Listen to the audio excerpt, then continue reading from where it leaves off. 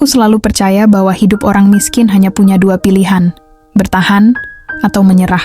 Dan hari itu, di depan mataku sendiri, tunanganku memilih menyerah. Bukan pada hidup, tapi pada aku, namaku Raka. 5 tahun lalu, aku hanyalah karyawan serabutan yang masih belajar menabung. Secara ekonomi, aku memang bukan siapa-siapa. Tapi aku kira, cinta tidak menghitung angka. Ternyata aku salah besar. Aku masih ingat jelas malam itu. Kami duduk di sebuah kafe kecil dekat rumahnya. Dia menatapku dengan senyum yang aneh, senyum yang sudah lama tak kutemui. "Rak, kita selesai," katanya. Sesederhana itu. Aku terdiam. Kupikir dia bercanda.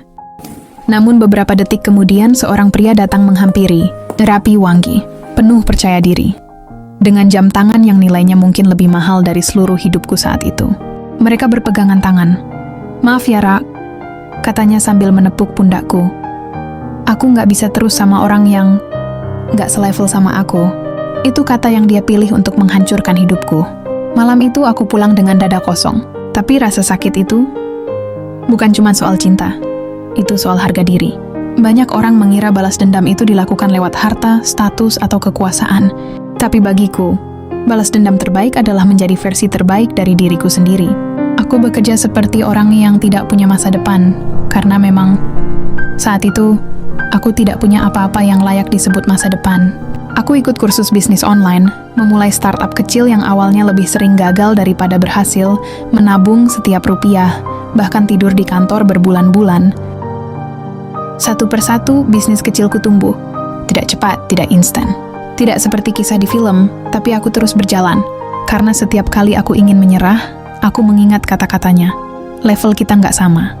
Dan aku berjanji, suatu hari, level itu akan berubah. 3 tahun kemudian, hidup memutarkan roda dengan cara yang tidak pernah kuduga. Startupku meledak, investor masuk. Produk kami viral. Dan dalam 1 tahun aku masuk daftar 30 pengusaha muda terkaya versi majalah bisnis. Aku memiliki kantor yang dulu hanya bisa kulihat lewat kaca, driver pribadi, kontrak kerja jutaan dolar, dan kebebasan untuk membantu orang-orang yang dulu meremehkanku. Tapi ada satu hal yang tidak pernah kulakukan. Aku tidak pernah kembali mencarinya. Bagi dunia, aku telah menjadi orang baru. Dan bagiku, dia hanyalah masa lalu yang selesai. Setidaknya, sampai hari itu, aku datang ke sebuah mall untuk meeting santai. Tidak memakai jas mahal, tidak membawa pengawal, tidak memberi kesan sebagai orang kaya. Hanya hoodie hitam dan jeans biasa. Di lantai 2, aku melihat seseorang. Dia adalah mantan tunanganku. Tapi bukan itu yang membuatku berhenti. Yang membuatku berhenti adalah cara dia tersenyum saat melihatku. Seolah-olah aku masih manusia yang hidup di bawah telapak kakinya. Dia menghampiri dengan sikap seolah dunia masih seperti 5 tahun lalu. "Raka," katanya dengan nada mengejek ramah. Kamu masih hidup ya? Aku kira kamu udah, kamu tahulah." Aku hanya tersenyum tipis, tidak marah, tidak tersinggung. Aku sudah terlalu jauh dari masa itu. "Lama ya nggak ketemu," jawabku. Dia mendekat, menatapku dari ujung kepala sampai kaki. "Masih kerja serabutan?"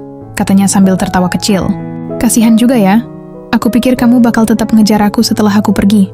Ternyata kamu muncul juga di sini, sendirian pula." Di sekitarnya mulai banyak orang menoleh. Aku tetap tenang. Karena aku tahu sesuatu yang dia tidak tahu, aku datang ke mall itu untuk meeting dengan pemilik restoran, yang kebetulan ada di belakangnya dan baru saja melambai ke arahku. Pria itu menghampiri, menjabat tanganku dengan penuh hormat. "Pak Raka, maaf terlambat, Bapak mau langsung ke lounge VIP? Investor lain sudah datang." Mantan tunanganku mematung, wajahnya pucat, nafasnya putus-putus. Aku menatapnya, bukan dengan amarah, bukan dengan kepuasan, tapi dengan ketenangan yang hanya dimiliki seseorang yang sudah selesai dengan masa lalunya. "Aku nggak ngejar siapa-siapa," kataku pelan. Kalau ada yang mengira aku masih mengejar dia, mungkin dia masih hidup di masa lalu. Aku menepuk pundaknya, dengan cara yang sama seperti pria yang merebutnya dulu menepuk pundakku. "Level kita memang nggak sama," lanjutku. "Tapi sekarang, bukan aku yang berada di bawah.